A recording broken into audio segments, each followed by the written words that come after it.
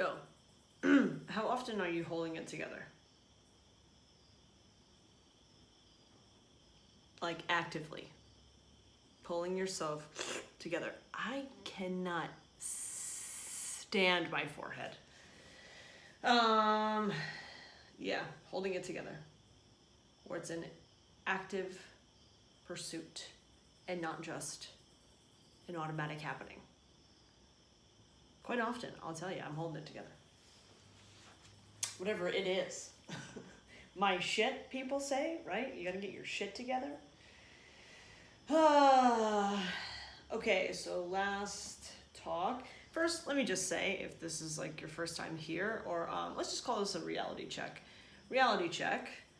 I am sitting alone on my back porch in the, I almost said the dead of winter. Nope, it's the dead of summer. Maybe it's the alive of summer? Height of summer. It's fucking hot out. And this is like a 3-season porch, so all of the temperature is coming in.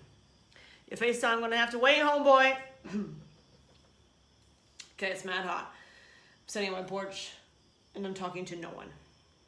I've been doing this for, I don't know, this is like episode 39. 39 times I sat here talking to no one. And recorded it. And then put it on the internet. It's like a podcast to no one. Just a little timestamp in my life.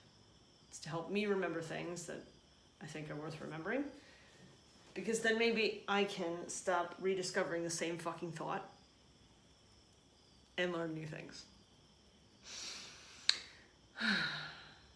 Okay, last episode I was talking about imposter syndrome. I talked a lot about like who my partner is, who my old partners were, feeling like I didn't deserve the life that I had, which made me feel like an imposter. And then I was thinking about it today. I was like, well, what has us being imposters or feeling that way is just, it's a self-worth issue. When you don't think that you're worth the things that you have, then you feel like you're being fake. But like, that's what I wonder about people who like marry for money, you know, like really young women who marry old gross dudes because they're rich or something. Like, does that feel good? Does that feel good? I can't imagine it would. But maybe they think that they are worth it. Like, I deserve to have this thing. I don't know. How do I get there? I'm not sure. I was doing a reality check and then I went into young women marrying old men. Yeah, that's how it goes. Anyway, self-worth.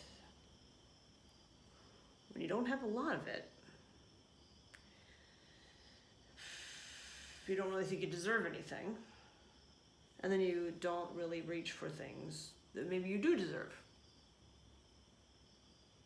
And maybe you surround yourself with people, places, and things that prove how worthy you are not. Example. Last year, I was walking down the street.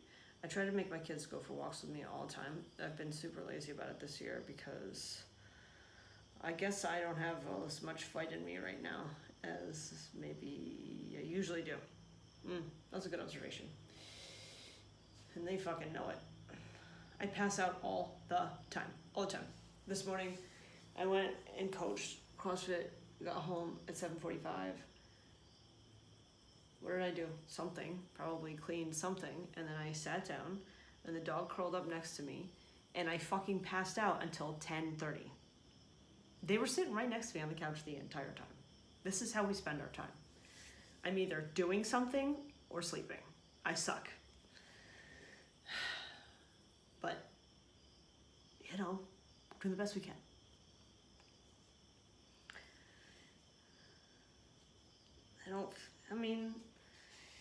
You know, sure, they're gonna learn what it's like to struggle, to have to figure things out for yourself, to grow up faster than they maybe need to, but then like, I don't want to raise no fucking babies, you know?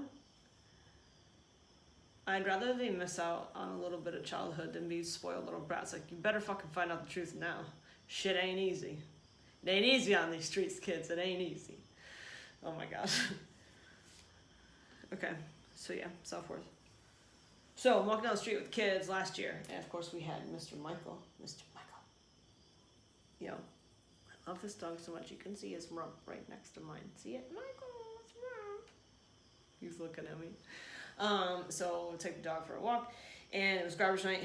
Great thing about living in the city of Schenectady is I can throw anything away. People put everything out on the curb, so it's not your nice, neat little county waste thingies that can't go outside of the bin at all. It's like as much garbage as you want, which is good, but also bad for me because my garbage goes in my garage, and I hate taking the garbage out, so it goes out like once a month, and when I do, there's like, I don't know, 17 tons of recyclables and like 1 bag of garbage. I guess I buy a lot of things in packages, like almond milk. It's such a big container. You can fit like not a lot of them into a recycling container. Coffee. I buy the iced coffee. Why the fuck am I talking about this? I don't know. Oh yeah. So the garbage. And sometimes people just, put things out. Like you found it in the attic and you could just put it out on the road. You also can find like, interesting things. So anyway, we're walking, and someone had put out an entire like a file box or moving like a file box full of trophies, just different trophies, and they were someone who was in like marching band or like marching band, and I thought it was so cool because someone who somebody who was like in my life at the time had just told a story about how he had all these trophies from when he was a kid, and then some ex-girlfriend like made him get rid of all of them, and I was like, well, that's fucked up. You should be able to keep that shit. You earned that shit. That's like a sense of your pride, I think. Unless it's a participation trophy, then get out of here with that. But I don't think it was. I think he was like pretty good at sports is what he said. He had a very decrepit body. Has a very decrepit body now. Anyway. I thought like, well, look at this trophy. I couldn't like take 1 or 2 of these trophies from this box and then like fix a different label. And even though it is someone, in a marching band who's appears to be a lady, there's no label on this. We could just turn this right around and we could make this into something. And here you go, here's a trophy. Here's me remembering a story that you said. I had this thought, I thought of you, and then I took action. But then that turned out to be shitty, and I never got around to like completing the task. And I find that sort of thing happening over and over again, is where I think of like some really sentimental thing, and then I either don't get to do it, or it's just received like I gave out, I got you a coffee or something. But that goes back to giving to get, like giving what I want in order to get what I want. It doesn't always work that way. So it's what you give out, you get something different in return. When you go to the store, you give the store money and then you get something different. They don't give you money. They get the product. Something about currency. Is that using love as currency? Yeah. Yep. That makes sense to me to do that. Not like logical, like I think it's good. I don't think it's good. I think that I can see why I would think that, because I'm used to having to work for, I'm not going to say everything. I feel like most people say, I've had to work for everything. No, you don't. There's certain things I don't have to work for. I didn't have to work for, having curly hair or giant brown eyes. I didn't do that. There they are. I didn't really work for, I was born white, so I'm a few steps ahead. Just a certain, I haven't had to work for everything, but I've had to work for most things. Most things that the people that I compare myself to I think they haven't had to work for it, or I'm just making that up, I'm not sure.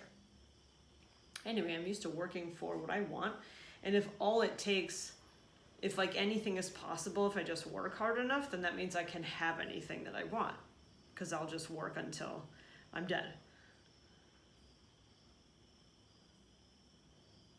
I understand that. It's gathering self-worth. Oh, what a nice little ribbon we're tying it in.